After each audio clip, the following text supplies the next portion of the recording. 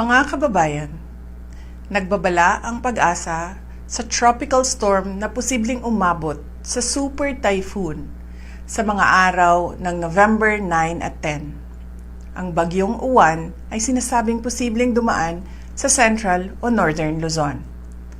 Ang pinakamataas na babalang itataas para kay Uwan ay ang signal number 5.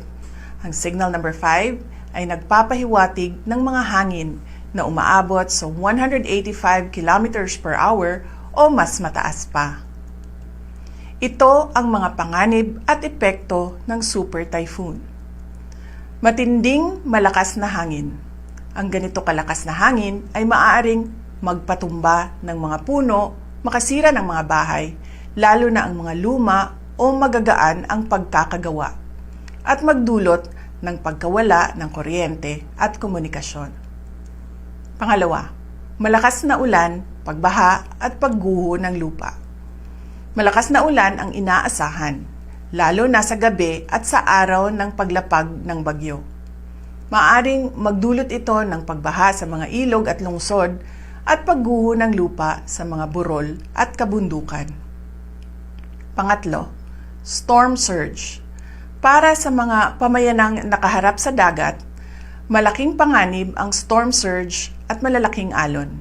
Ibig sabihin, ang tubig dagat ay maaring umabot sa loob ng kalupaan, magdulot ng pagbaha at pagguho ng dalampasigan. Pang-apat, mga epekto pagkatapos ng bagyo. Pagkawala ng kuryente, tubig at transportasyon. Asahan ang mga abala gaya ng natumbang linya ng kuryente, putol na komunikasyon, saradong daan dahil sa debris o pagbaha, at pagkaantala ng supply ng pagkain at gasolina. Ang mga serbisyo ng emergency at rescue ay maaring ma-overload o maantala. Ito naman ang mga paalala para sa ating kaligtasan. Una, maghandang lumikas.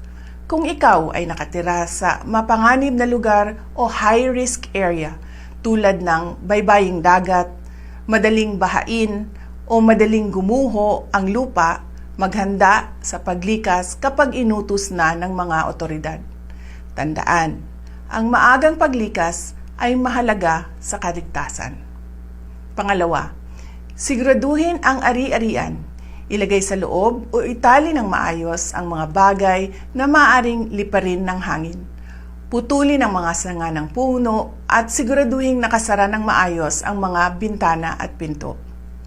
Pangatlo, maghanda ng mga supply at ilagay sa loob ng waterproof bag.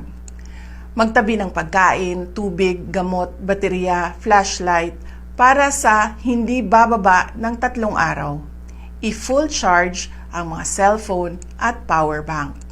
Pang-apat, iwasan ang pagbiyahe, lalo na pagkatapos tumama ng bagyo.